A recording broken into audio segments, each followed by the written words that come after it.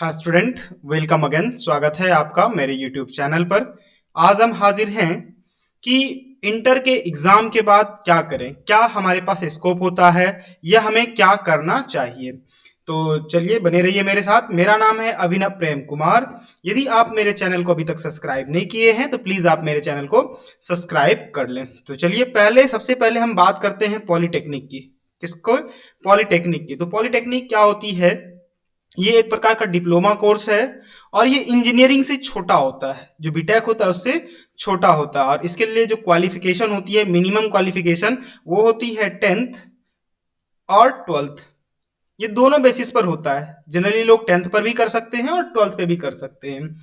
ये एक तरह का टेक्निकल कोर्स होता है जिसमें कि 3 ईयर, क्या 3 इयर्स का कोर्स होता है और ये इंडस्ट्री यानी किसी भी उद्योग से डायरेक्ट जुड़ा हुआ कोर्स होता है, जिससे आपको करने के बाद डायरेक्ट आप किसी कंपनी में या गवर्नमेंट जॉब में जा सकते हैं। जैसे इसमें कुछ ब्रांच होता है, जैसे सिविल, जो पुल सड़क वगैरह बनाता है वो सिविल ब्रांच से होते हैं। उसके बाद है मैकेनिक्स, जो कल कारखानों में काम करते हैं या फिर जो मशीन वगैरह सबका काम करते हैं, उनके ब्रांच को मैकेनिक्स कहा जाता है। इसके साथ कंप्यूटर साइंस भी होता है। यदि आपको कंप्यूटर साइंस में इंटरेस्टेड हैं, यदि आपको कंप्यूटर साइंस अच्छा लगता है, कंप्यूटर से रिलेटेड चीज जानने में अच्छा लगता है, तो आप कंप्यूटर साइंस भी ले सकते हैं। और उसके बाद एक एग्रीकल्चर होता है। अब ये नया नया जोड़ा गया है, एग्रीकल्चर इंजीनियरिंग होता है। तो ये एक अच्छा स्कोप है। इसके साथ क्या होता है कि आप यदि पॉलिटेक्निक कर सकते हैं तो ये आपका 12th के साथ डिग्री मिलती है, यानी 12th से ये ऊपर की डिग्री मिलेगी। यानी आप इसके बाद बीएससी, बीए, बीकॉम कुछ भी करना चाहें तो सारे दरवाजे आपके लिए खुले होते हैं। तो इसमें जो एडमिशन होता है वो कैसे होता है? तो इसमें जो एडमिशन है वो इंट्रेंस के माध्यम से होता है, यानी एक टेस्ट से गुजरना पड़ता है आपको। और उस टेस्ट के बाद यदि आप उस मेरिट लिस्ट में आते हैं तो उसके बाद आपको विभिन्न विभिन्न कॉलेज में दाखिला लेने की प्रक्रिया शुरू की जाती है। तो आप वहां दाखिला ले सकते हैं, एडमिशन ले सकते हैं। एक तो ये सभी गवर्नमेंट का, मतलब सभी स्टेट गवर्नमेंट का अलग अलग होता है। जैसे बिहार पॉलिटेक्निक है, यूपी पॉलिटेक्निक है, झारखंड पॉलिटेक्निक है। इस तरह से सारे स्टेट का अलग अलग पॉलिटेक्निक कॉलेज होते हैं। कुछ सरकारी कॉलेज होते हैं, कुछ प्राइवेट कॉलेज भी होते हैं। लेकिन सरकारी और प्राइवेट कॉलेज में कोई अंतर नहीं है। बस इतना ही अंतर है कि सरकारी कॉलेज में आपको खर्च कम पड़ेगा, फैकल्टी अच्छे होते हैं, वहाँ के क्वालिफाइड फैकल्टी होते हैं। और प्राइवेट कॉलेज में भी अच्छे होते हैं, आप वहाँ से भी एडमिशन करा सकते हैं, वहाँ भी एडमिशन ले सकते हैं और अपना आगे की पढ़ाई कर सकते हैं। तो ये भी एक रोजगार परक कोर्स है जो कि डायरेक्ट रोजगार उपलब्ध कराता है। तो इसमें मुख्य बात जो थी, ये 10th और 12th के बाद किया जा सकता है। ये 3 साल का कोर्स होता है और ये डायरेक्ट इंडस्ट्री यानी किसी उद्योग से जुड़ा होता है। इसका स्कोप सरकारी के साथ प्राइवेट दोनों में भी होता है। चाहे तो आप सरकारी जॉब में जा सकते हैं या फिर प्राइवेट जॉब में भी जा सकते हैं। इसके बाद बढ़ते हैं हम लोग दूसरे की तरफ। दूसरा है हमारा क्लैट। क्या है क्लैट? क्या होता है CLAT? Common law admission test होता है। कॉमन लॉ एडमिशन टेस्ट, ये इसका जो नोटिफिकेशन है वो आ चुका है।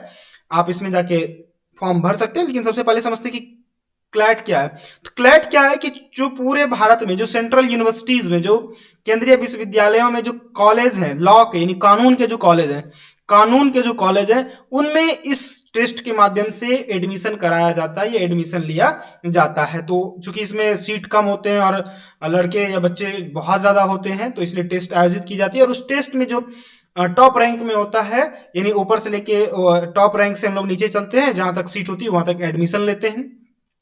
तो ये क्या है कि पूरे भारत में लॉ कॉलेज में, यानी कानून के जो कॉलेज होते हैं, उसमें एडमिशन के लिए एक टेस्ट होता है। उस टेस्ट को हम लोग क्या बोलते हैं? कॉमन लॉ एडमिशन टेस्ट, जो कि नोटिफिकेशन आ चुका है। ये 4 साल का कोर्स होता है और ये यहां से आप जब पढ़ के निकलते हैं तो आप वकील बनते हैं, एडवोकेट बनते हैं, लॉयर बनते हैं। क्या बनते हैं? लॉयर बनते हैं, लॉयर बनते हैं।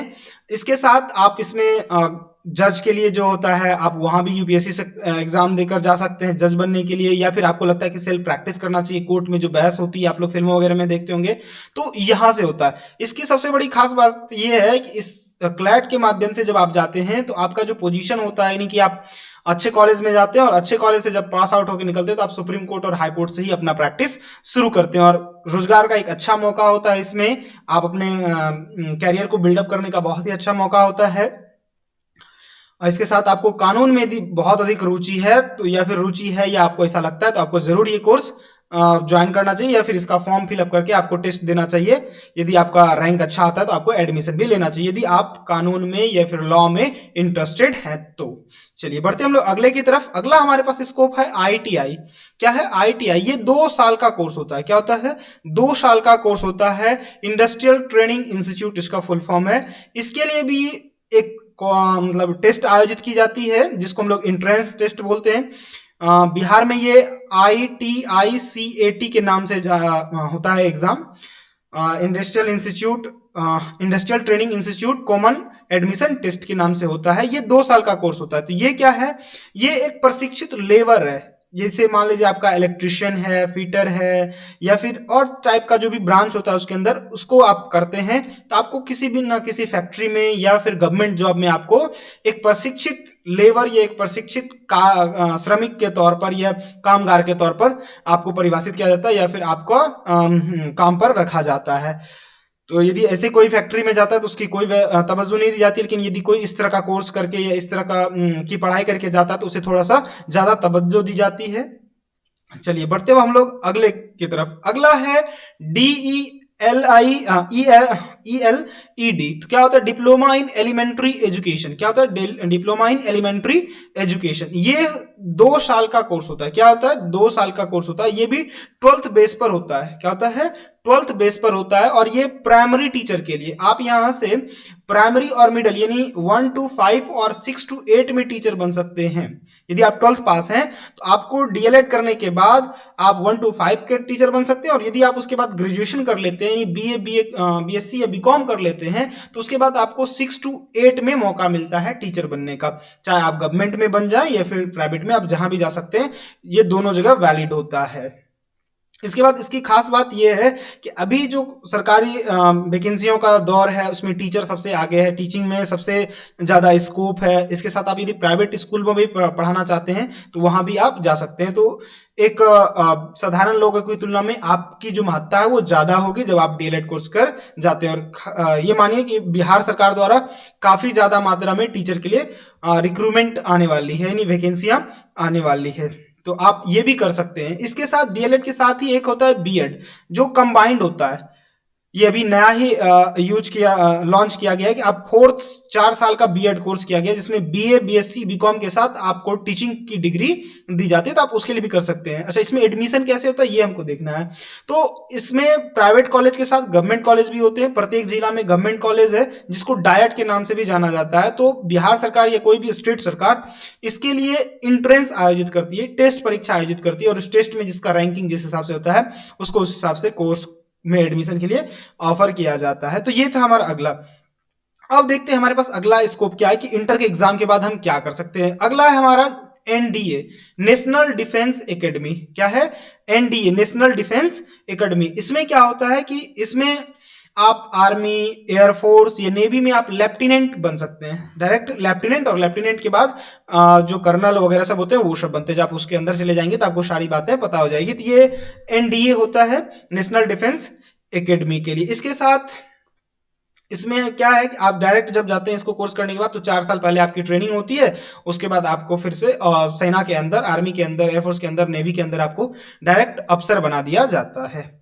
चलिए बढ़ते हम लोग। अगला चीज है हमारे पास, अगला है गवर्नमेंट जॉब में। देखते हैं गवर्नमेंट जॉब में क्या है। एसएससी है, एसएससी जीडी है, जो कि जैसे बीएसएफ हो गया, सीआईएसएफ हो गया, या फिर सीआरपीएफ हो गया, या फिर बीपी हो गया, आईटी बीपी हो गया, या फिर इस तरह के जो एसएसबी हो गया, जो सीमा सशस्त्र बल होता है, जो पैरामिलिट्री फोर्स होता है, उनकी भर्ती यहाँ से की जाती है। एसएससी में आप ले सकते हैं, एमटीएस ले सकते हैं।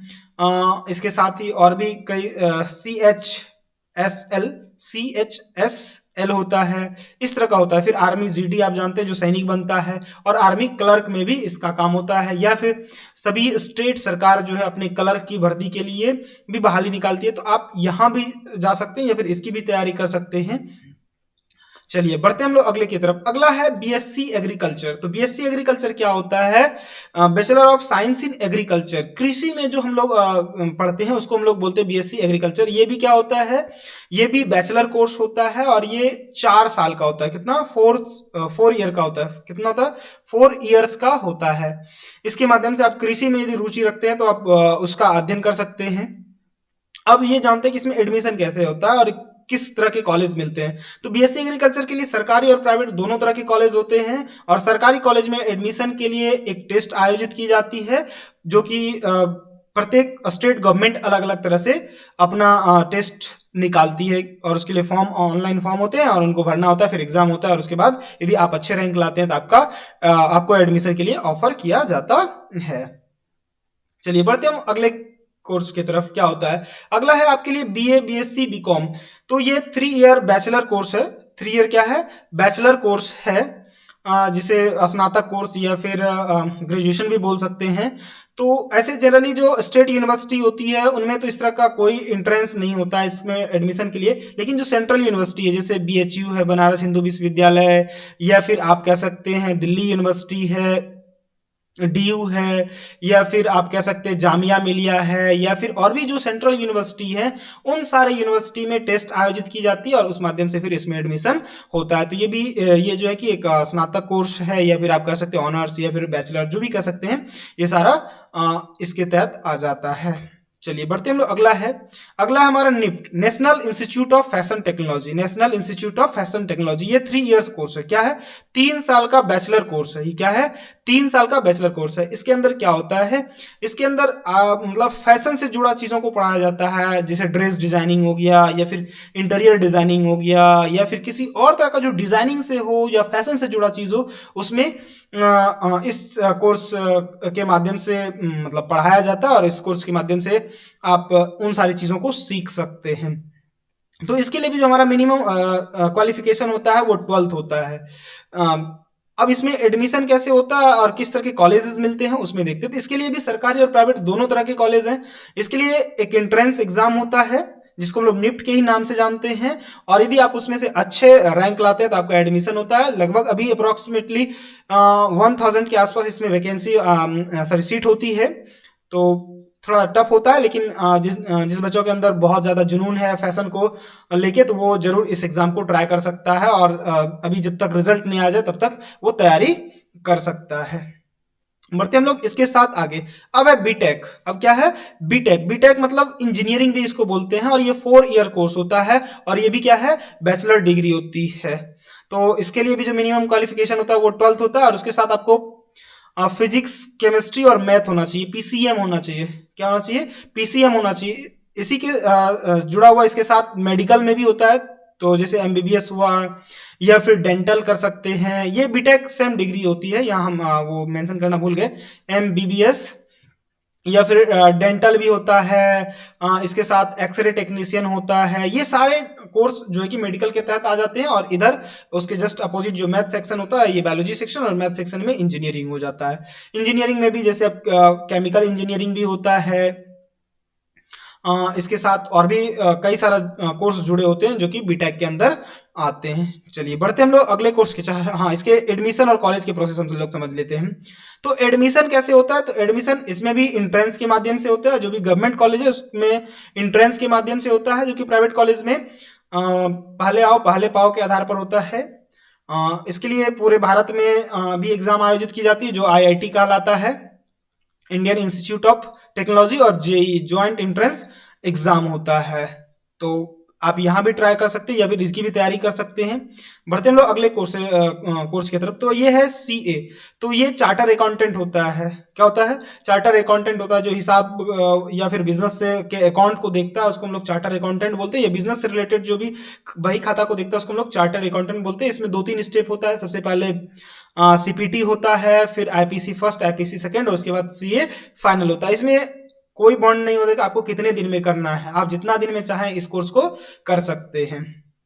तो ये भी इंडस्ट्री से जुड़ा हुआ होता है और डायरेक्ट रोजगार प्रदान करता है या फिर रोजगार का या फिर जॉब का जो स्कोप है वो बहुत ज्यादा होता है। चलिए बढ़ते हम लोग अगले क्वेश्चन की तरफ। आगे है बीबीए, बीसीए, बायोटेक। तो BBA business administrative, bachelor of business administrative है, ये एडमिनिस्ट्रेशन कह सकते हैं। उसके बाद bachelor of computer application. Biotech जो बायोलॉजी से जुड़ा हुआ टेक्निकल चीज होते हैं उसको इन सारे बायोटेक में लिया जाता है। ये भी 3 साल का होता है और ये भी बैचलर कोर्स है। इसमें भी एडमिशन का बहुत सारा प्रोसेस है, कहीं कहीं आपको डायरेक्ट सीधा फॉर्म अप्लाई करना होता है और आपकी एडमिशन हो जाती है, और कहीं कहीं जो है कि इसके लिए इंट्रेंस भी आपको देना होता है।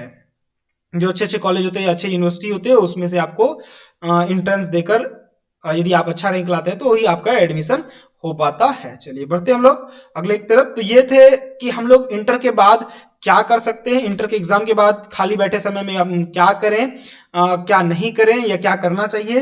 तो इस पर कुछ तथ्य की जानकारी थी। आई होप कि आपको अच्छा लगा होगा। इसी तरह का जानकारी लेने के लिए आप मेरे चैनल को जरूर सब्सक्राइब करें। धन्यवाद।